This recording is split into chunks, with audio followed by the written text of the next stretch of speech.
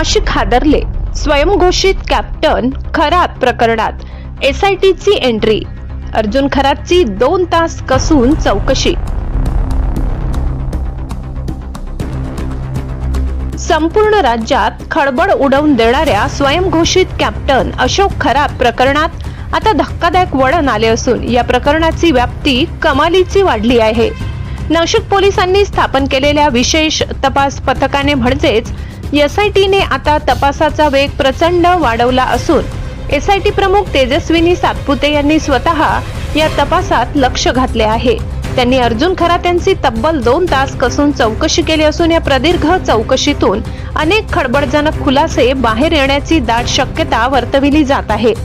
मुख्य आरोपी अशोक खरात याने आपल्या राजकीय प्रभावाचा आणि ज्योतिष विद्येचा वापर करून महिलांच्या मनात भीती निर्माण करून त्यांचे शोषण केल्याचा गंभीर आरोप असून गुन्हे शाखेने यापूर्वीच त्याच्या विविध ठिकाणांवरून आक्षेपार्ह व्हिडिओ आणि संशयास्पद साहित्य जप्त केले आहे।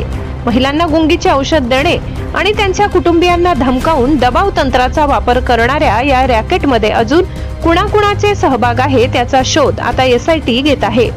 नाशिक न्यायालयाने आरोपी अशोक खरातला 24 मार्च पर्यंत पोलीस कोठडी सुनावली असून दुसरीकडे एसआयटीने समांतर तपास सुरू केल्यामुळे या प्रकरणाचे धागेदोरे मोठ्या नेत्यांपर्यंत पोहोचण्याची शक्यता वर्तविण्यात येत आहे।